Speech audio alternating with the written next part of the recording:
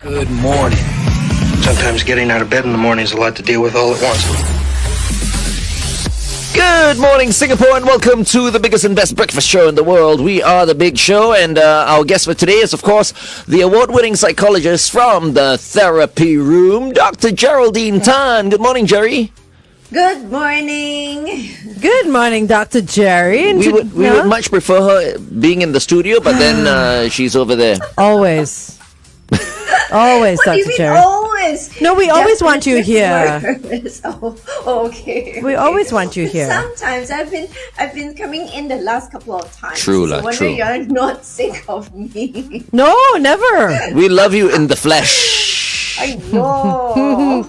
Okay, Dr. Jerry, school refusal is today's topic of the Yes. day. And does that mean Yes. not wanting to go to school at all?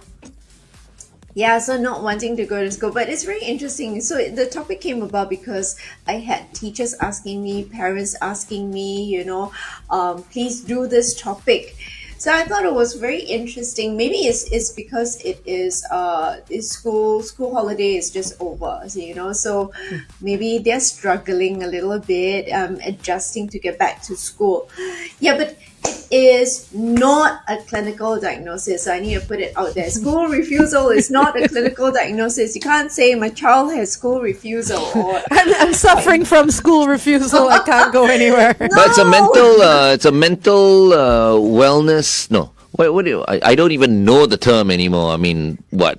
Everyone No, it's hides not- behind this whole mental Card, yeah. Yeah, what mental No, wellness? it's also- No, but mental illness card. Mental well-being card. Oh, they my always God. pull out the mental well-being card. They're Oh, like, no, my I God. can't go to school because, No. I think it's the biggest BS ever. It's just giving kids and people excuses. Excuses, yeah. So what are the excuses being given by the children?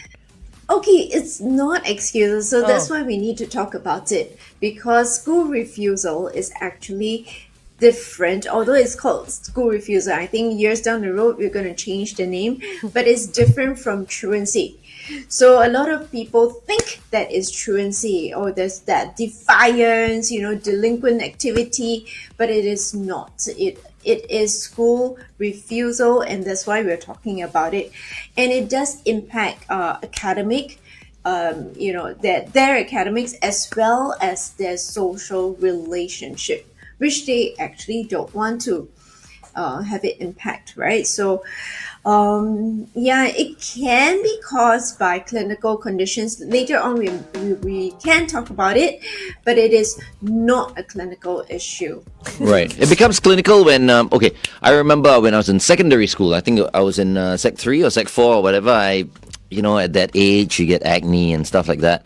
And I remember, having some acne on my forehead, and I had one on my nose or something, and I felt extremely ugly. I did not want to go out at all, and that included school for Yes. a month until everything cleared up. Yeah. And Exactly. Yeah, and I thought to myself, is this normal? Where you suddenly feel ashamed to go out there and show your face. Yeah. Because usually, I feel sexy. Of course, and you need handsome. it's self-confidence, right? Yeah, but that really put me in a foul mood, So this is what you're talking about, Dr. Jerry. Not just excuses like I wake up one day and I don't feel like going to school. You're talking about deep-rooted reasons as to why you wouldn't want to face the world almost. Yeah. Okay. Yeah. I like the fact that Glenn actually brought that up, because it's one of the areas of or causes of school refusal. Because especially for the teens, right? They are going through that whole developmental stage where they are very image conscious. So acne is one. Sometimes they have body odor, or they are emotionally a little bit more volatile. Yeah. So eczema. So Okay, the wait. whole Like that, my dear. But No I've been shown worries. the red card 10 times. So you're talking about things like acne, Eczema is a big cause of them, feeling a little bit embarrassed, even uncomfortable. So you have many of the teens who have flare-ups during that period of time because of their hormonal issues, right? So they go through their hormonal changes in their body because of the development. What about girls on periods then? Same thing, right? I don't think it's so much of a refusal as opposed to they really feel uncomfortable. No, because they break out as well. Oh, you know what so I mean? I was Girls wondering. break out. Hormonal. Girls Yeah, break because out I was as thinking well. people can't see what I mean. There's pads and tampons. You're bloated. Your skin breaks out. Okay, so once again, the skin. Your hormones. You sometimes sweat more for different girls. You're just not at your best looking. Yeah. So you might feel very unmotivated to do anything also. So not wanting to go, out at all. So just like what Glenn said. So there's developmental, right? And then you have school related issues. School related issues like bullying. So one of the very common issues that we have been talking about, bullying issues, right? And for whether you're in primary school, secondary school, or even JC, that might pose as an issue. If you go into an environment that is unsafe for you, you wouldn't want to go into the environment. Yeah. And you might not be able to tell anyone about it if you're being bullied because bullies tend to isolate you. So they say, they threaten you. You don't tell anyone. No one's going to believe you. So you don't tell anyone. So even if the teacher, even if, your parents ask you, you might not share the actual reason. It could also be a higher authority that's bullying as well, right? Things like abuse and stuff like that. Teachers, principals, whatever it may be. Yeah. Will they do things like that? I mean, there have been stories about abusive child carers, so I don't see why secondary and primary schools or tertiary does not have that. Yep. So we have stories of those in kindergarten not wanting to go to school and then unable to tell the parents why, right? Yeah, until they manage to have a little bit more verbal ability and name a name. And we need to then investigate. Yeah, that's horrible when adults abuse with authority. Their power. Yeah, Lavina says and trust. Yeah, trust is a big thing. A friend's daughter gets left out in school and bullied because because of her pimples. Moll says bullying is sadly a major cause of school withdrawal. Many hikomori, which means socially withdrawn individuals, result. Hikomori. Yeah. Hikomori. But hikomori, we've spoken about it, is a different ballgame altogether. What is that? It's a phenomenon in Japan that started from Japan where they hole up at home and not want to come out at all. So everything is done online. They don't even see the world. They're just at home or even in their room. Got it. Yeah. What about things like peer pressure, Dr. Jerry? Could be. So peer pressure, the environment is unsafe. They also feel unsafe to go into the environment. Or academic problems, they have academic issues. They are unable to cope in certain subjects.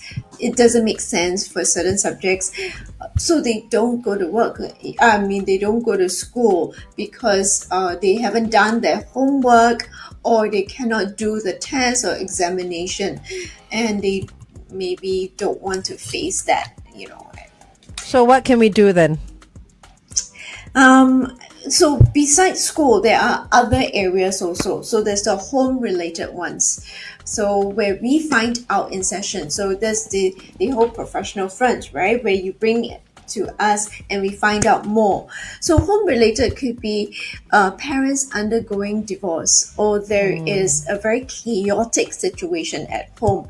Doesn't have to be abuse, but it could be people quarreling at home. There's no peace, there's no calm. One would think that they might want to go to school just to escape the environment, but sometimes they feel compelled to be at home because they feel like they are the ones keeping the harmony. So they want to ensure that the home environment is peaceful.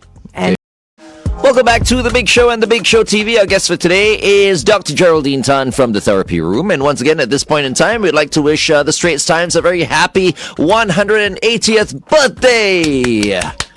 180 years old, man. Wow. Yeah, and if you pick up your physical copy, you get a nice pull-out, of the 180 years of Straits Times. Some really interesting stories there. Yeah, and profiles. very cool. Today, if you get the chance, and you see a copy of the Straits Times, right? Yeah. Either at the petrol kiosk or at a Convenience news vendor store, or whatever. Get your copy. Pick it up. Yeah. It's a very, very nice copy of the Straits Times, celebrating 180 years. I think I'm going to take this one home, actually. Just buy your okay. copy. I don't even know how much newspapers are these days. How much do you pay And for the rest them? of the Like DJs so want to have a look at this. They need this in the nobody studio. else reads the Living the newspapers. Singapore story. I like it. Beautiful. It's very beautiful. cool, yeah. All right, Dr. Geraldine Tan, welcome back. Yes, hi. Hello. I'm not there, but I'm still online. We were laughing, we were clapping along. Right? You were clapping also when I said it's the Straits Times 180th Yes, must celebrate. birthday. Yeah. It's a long time, yeah. Okay, so let's talk about these spoiled kids again. No. Spoiled kids who refuse to go to school, No. We're giving their parents a hard time in the morning. No. We're not talking about truancy or laziness or anything like that, right? It's more deep-seated. It's like give deep-rooted them than one that. kick, get up, go take a shower, Different, wash your it's face, different. brush your teeth, and It's different. get moving. It's different. Thank goodness you don't have children. You, right? But we are talking about the causes of it, and we have the developmental related issues. We have the school related issues like bullying and academic issues. Then we have the home related issues. So we are talking about it. So we are talking about like there is a situation at home. It could be divorce. It could be chaos at home. It could be even a family member falling ill. And the child, feeling a little bit unsafe, leaving the environment. Yeah, so clinical issues, yes. Oh, let me see. So, yes, physical issues, we mentioned about it, I link it to developmental, your whole body image, your emotional volatility. That may cause a little bit of upheaval during that period of time. And the clinical one, so a lot of people confuse, right? Is school refusal part of that whole clinical condition? So your clinical condition may cause you to not want to go to school. Things like depression, or you have anxiety, social anxiety. So there really is a clinical condition causing you to not want to go to school. But it's not the school refusal itself cannot be a diagnosis. Is this a big problem? I mean, you're talking about it. So have you seen a lot of cases like this? So a lot of times, schools or parents will bring their children and say, "Oh, but my child doesn't want to go to school. Can you get him back to school?" We can't get him back to school. We can find out the causes of it. That's why we're talking about the causes, and trying to find out which one is it. We can then help to manage those issues for the child. Because now, why is it important? Because sometimes the young children, they'll complain about their stomach aches, their headaches, even to the point of vomiting. So they do actually throw up or even have a fever. Wow. So the parents would then bring them to the GP. But we need to clarify that there is no medical condition before dealing with the mental health condition. Okay. Welcome back to the. Hey, good, right? Like that. I'll do this again. Yeah. Then Yes. you moderate yourself. It's like, okay. So, Dr. Jerry, like you're saying, parents bring the kids in to see you and stuff like that. Yeah. But what about for the parents who don't bring in their kids to seek professional help? How can they, tactfully find out what's going on at home?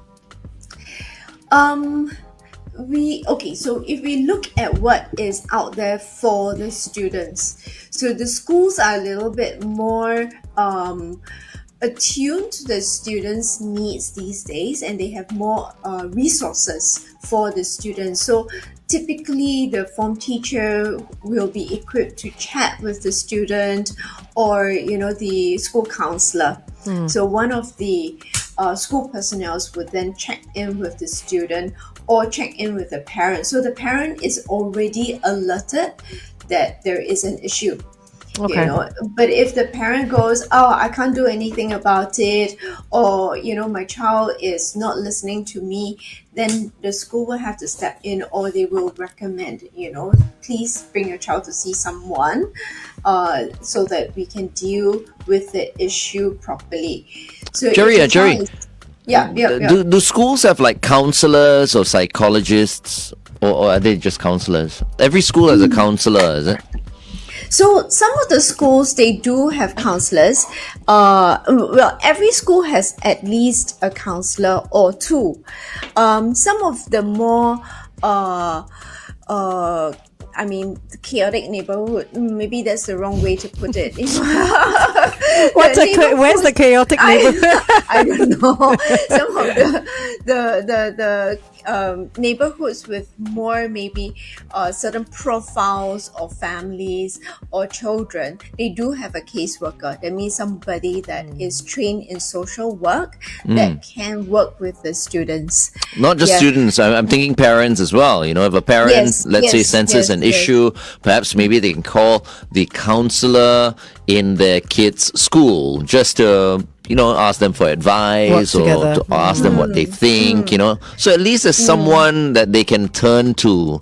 For example, if they're not going to see a professional psychologist, at least they have someone. So I feel like every school, I don't know the system now, but Has to. I feel like every school needs to have a counselor, and parents and students should have access to them. And schools, like you mentioned, that may face more problems because of certain profiling and stuff like that, should at least have more than one, because I can't imagine how one person's going to deal with a whole school full of, not full, but you know what I mean, problematic children. So the school counselors are for the students. Yeah. If the parents need assistance, actually every neighborhood has a family service center, and they can access it and speak with a counselor that is present there. They have a team there. Yeah, but if you're talking about psychologists, so the difference between the psychologist and the counselor, your psychologist would be able to diagnose any clinical conditions. So your first stop can be the counselors who can look at all these other issues. Okay. Yeah, because the counselor can then refer, let's say, the parent, to for example, the therapy room or any other place. And right? and the counselors in the schools, do they work with these family service centers? Say, for example, they can't get through to the parents and stuff like that. I mean, do they work in a triage of of help?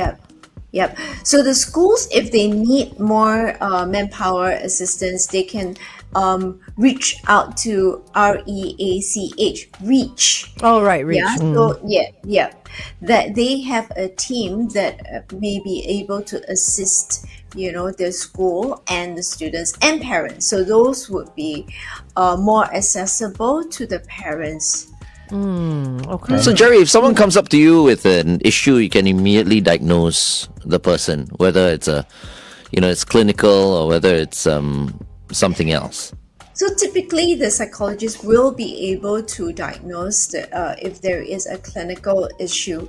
So, for example, right, many of the parents love to self-diagnose or diagnose their children with gaming addiction or internet addiction. They say, so this is a very usual script that they would say, my child refuses to go to school because he is addicted to the internet or addicted to gaming. So they already label the child with a diagnosis of addiction. But we need to be careful because maybe the child has school refusal with another underlying issue, and because the child is staying at home and the child is bored, therefore the hiding. child goes on to the devices, right? But the child is not addicted, may not be addicted to the gaming or to the devices. It's almost like an adult who may say, for example, have a drinking addiction or a gambling addiction. I was about to ask. Yeah, because they're trying to say drown their sorrows in something else or not go out, and sort of find something else to compensate. So the child uses maybe gaming to do this as well, or online, whatever it may be. Possible. So we do need to help to isolate the problem and deal with the problem, and not continue to label the child or yell at the child and then penalize the child, because that's not going to help the issue. I think it's harder to diagnose a child, man, because a child doesn't know, what How to express. Yeah, exactly, Yeah. right? I mean, isn't it easier to diagnose an adult? From Jerry? your professional opinion. If the adult is very forthcoming, it's easy to diagnose. But actually, the reverse is true, because the child or the teen may be a little bit more direct, a little bit more concrete, a little bit more willing to share than an adult who tends to hide. So adults are harder. Right. If the adult hides, I don't hide. Okay, I got three things that what do you call my some of my, I won't say friends lah, but some people feel. No, traffic fist. Oh. Welcome back to The Big Show and The Big Show TV. Our guest for today is Dr. Geraldine Tan from the therapy room. I was about to do something on The Big Show TV, but now we are back on air, so I don't know whether I should do it or not. You Because were we're talking about addiction. friends and something. You were going to say something. Because we're talking about addiction, Yes, right? yeah. So we asked Jerry whether or not it's easier to diagnose a kid or an adult. Mm-hmm. And then Jerry said, well, if the adult kind of holds back, then it's hard to diagnose the adult. And you brought up some addictions, right? Yeah, I said, I mean, like, as with adults, they may hide behind gambling or drinking versus a child hiding behind something like gaming, because they're trying to avoid a bigger issue, for example. So just the other day, my boss was implying that I'm an alcoholic. So, I mean, I don't think I'm an alcoholic, right? So, Alcoholics never think they're so I've got alcoholics. three things right now that my friends, they feel like, okay, I might be addicted to, but I disagree. Okay. They're saying I'm a tattoo addict. I don't think so. Look at me. No, I don't know. I don't think you are. I don't have tattoos all over my body, but I am thinking right now I want to get another tattoo. So I'm constantly thinking like I want to get a tattoo, but You don't I'm get not. one every day. Correct. Drinking, they're saying that I might be an alcohol addict. You have one including every day. including Angel. Yes. Giving me a hard time. On national radio, yes. And thirdly, whether or not I'm a sex addict. So who can you diagnose me?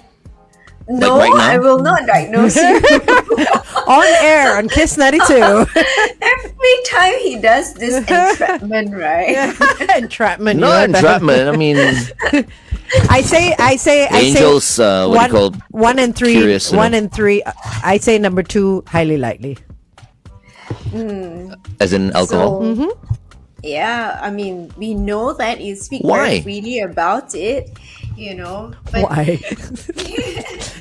but no one can diagnose you except your own psychologist. So because Aren't you my psychologist? No and no. no, you have your own psychologist. Yeah, because we do need to see the frequency, the intensity, the impact it has on your social, your daily living. So all these need to be looked at, and then we can make an informed decision whether it is a genuine diagnosis or not, right? You cannot just simply slap a diagnosis on a person.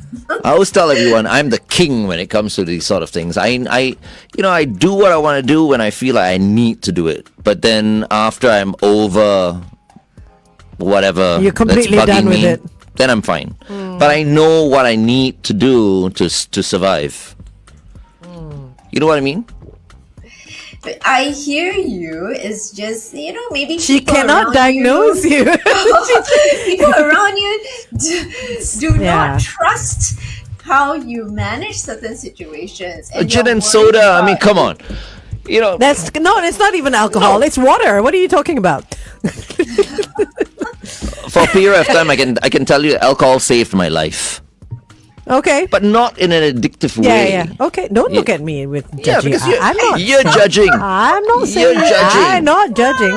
I know I'm not supposed to say this on radio, right? digress. Some people are gonna like condemn me and all that, but I'm just being honest. I've always been honest. You're allowed to be honest, and you should be If honest. I'm an alcoholic, I'll go right now. Right now, I'll say like, "Hello, my name is It's Glenn Ong. Suka Glenn Francis, and I'm an alcoholic."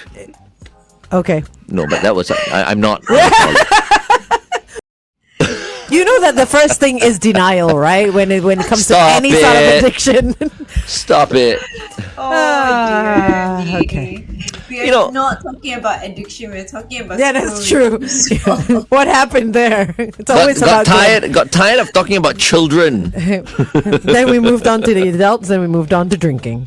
Nice. Look at all these kids addicted to K-pods. Oh yeah, that's awful, Dr. Jerry. Yeah. So bad. I think we definitely need to be talking about something like that. It's so bad. Let the news and everything kind of settle down and more evidence come out first. But yeah, we probably need to talk about the the K-pods, the vaping and everything. I mean, we did talk about substance abuse. We did talk about vaping, but perhaps we should talk about it. Yeah, it's very sad. But now today we're not talking. It's supposed School to be refusal. School Light. refusal. Because she brought up all the addictions and all that. That's why. Okay, let's get back to always the pointing topic. figures. Okay. Yeah. But I suppose it's also, parents feeling very helpless when their children, refuse to go to school. So the younger ones, they are clingy, they are crying, they have temper tantrums, in addition to some of them who have all the physical symptoms, So the teens manifest differently. Like I say, it does look like maybe an addiction problem. That's why we were talking about addiction. They also have their stomach aches, their headaches, So many of them, they rather complain about a physical ailment because that is safer to complain about a physical ailment, and the body does respond quite closely with our mental well-being. So if we are stressed with our academics, we can get a tummy ache, a headache, and the teen especially, they're very volatile, so emotionally volatile. So the crying, the screaming, the shouting, they sound like they have an issue, so the emotional outbursts. Yeah. Can I say something? Can I say something very quickly? I think the reason why kids are in such a bad place, such a bad situation, is because they don't have the freedom. They don't have the freedom to express themselves in order to get whatever's bugging them out of their system. We were all kids once upon a time, and we were all in an environment where we were dependent on our parents, and so we did not have that freedom. As kids, we wanted to do things to just express ourselses and feel better, but a lot of the time we were restricted in many ways, and I think that kind of is one of the reasons why so many kids are in this situation right now. I like it when Glenn has that spark of like wisdom sometimes. Sometimes. Oh, thanks. She just called you wise. But Thank it is you. true. It is true. So, what you touched on is very, very important, because in the past, we have a lot more leeway to play with our friends, hang out with our friends, do creative things with our friends. But now the environment seems to be very clinical. Lonely. Yeah. So the children, you're right, they are very limited in terms of what they can or cannot do, because everything has maybe a grade, or they have to go for a tuition and enrichment. So if you ask the young ones these days, do they have a hobby?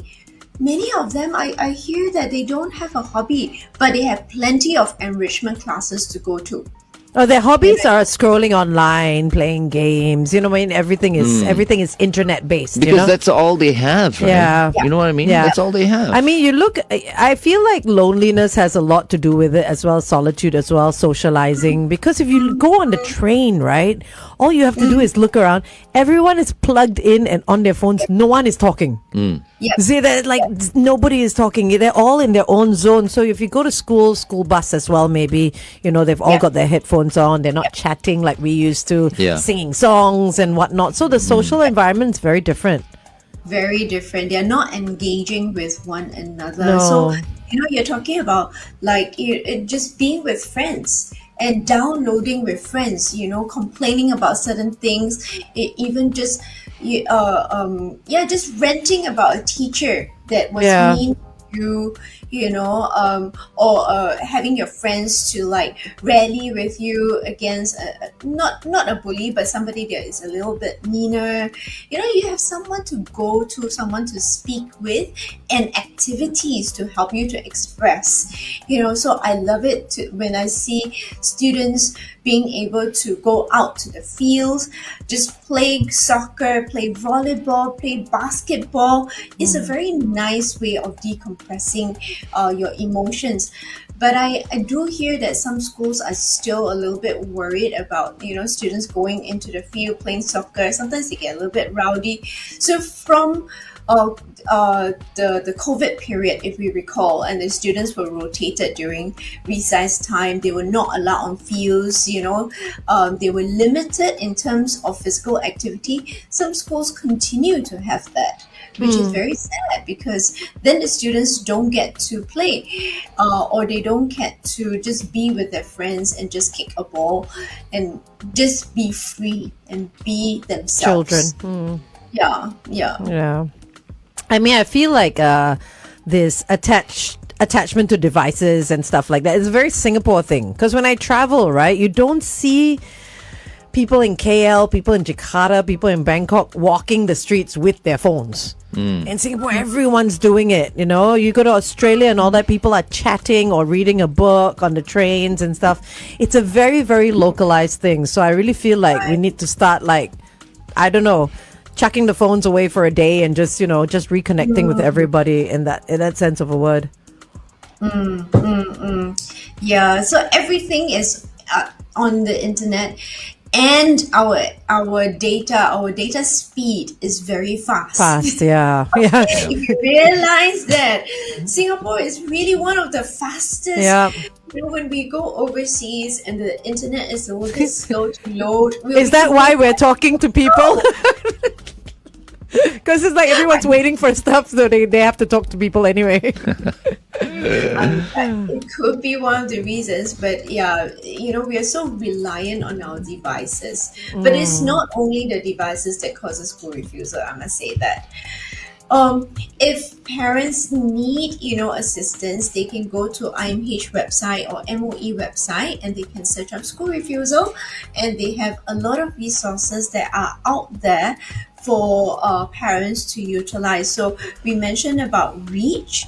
There's also like back to school plans. You know, there are some collaboration with certain agencies. Your private agencies also can do that. So, you know, when you bring a child to us, so private centers, we also will request from the parents and the child if we can speak with the school and collaborate with the school. Yep. Okay. So there are a few things there, even structured home strategies, intensive specialized program, gradual reintegration, some of the methods that we use. But the best one is early detection and prevention. So that is a initiative by MOE and MSF. It's called the Uplift Initiative. Oh, right. Okay. What about the adults? Well, What about the poor parents? What about the poor parents who are suffering because their kids are not being cooperative and once they're you not get happy feeling kids, you'll get loved? happier parents. You're gonna deal, you know, parents are more equipped to deal with their emotions than children That's what are. we think, you know. But there's so many parents who want to strangle their kids because their kids are just so rebellious. And I'm sure there are many, many parents who are disappointed with their kids and regretting having them in the first place. See what I mean? I just allowed Jerry to talk just now because once I start, you don't stop. Yeah. yes. So I think we should definitely help the adults as well. But we do. We always talk about I adults. don't care about the kids. Yeah. So, sometimes we can talk about the kids, but I think let's not forget about the adults as Are well. you a godparent to anyone's children? No, man. Oh, thank I goodness. refuse. Yeah, you refuse. I have better things to spend my money Oh on. my God! Because, once I have a god kid, I will spoil You will them spoil the silly. child. Welcome back to The Big Show and The Big Show TV. Our guest for today is Dr. Geraldine Tan, award-winning psychologist from the Therapy Room. Good morning, Jerry. Good morning. And I like how you mentioned about, we should support the adults. So there are strategies to support the parents. Okay. You don't leave them alone. Right. Jerry, you don't have a podcast, huh? Do you have a podcast of your own? Do you have a podcast of your own? You should. You should have a podcast of your own and have, guests like me on your show.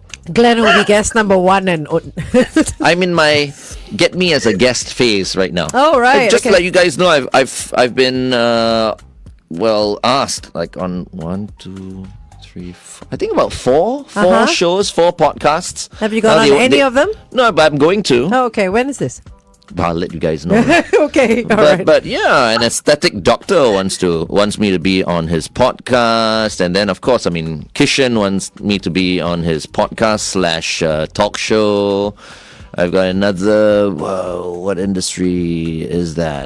Well, just someone who has a podcast who wants me to be, and I enjoy that. Yeah. I enjoy being interviewed. Okay. Well, I'll create a podcast just for you to be interviewed. How Because about that? we interview people all the time, right? We do, right? And then it's nice to sit in the let's other go. seat. Yeah. When the bosses ask me to come up with my own podcast, I'm like, I'm not interested. You know what you should do? You should just put all those podcasts together and make it a podcast. I want all the other podcasters to interview me. Wow, okay. To have me on their show. What's that award-winning podcast? That's bedtime stories thing? The Land Before Bedtime? Land Before Would Bedtime. you like to be How on the come- Land Before Bedtime? I would love to interview you. Sure. Okay, let's do it. We'll do Yeah. a special edition. Okay. Okay, done. Consider it done. It'll be interesting. It will. But I have to say, I just have to say this as we close. How many of these newspaper journalists got in touch with me when those golf courses closed? The lease How many? expiration, all that, at least 4 or 5. Why- From the other, what do you call, news Outlets. outlets as Right, well. okay. But I refused.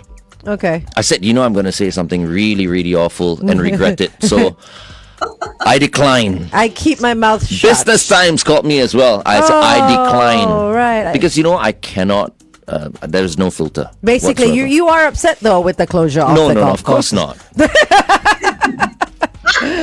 Oh my God. The official statement is yes. Okay, go yes, ahead. Yeah. Housing is important. Yeah, upgrading is It's always okay. important Housing for the country. and we need more parks. and Nation stuff. building, yes. Of course, towards nation building. I don't question, but I just don't want to say too much. All right, Dr. Jerry, any final words? Oh my gosh. Okay, a few tips first, yeah. So talk to your child, don't yell. Okay, so talk.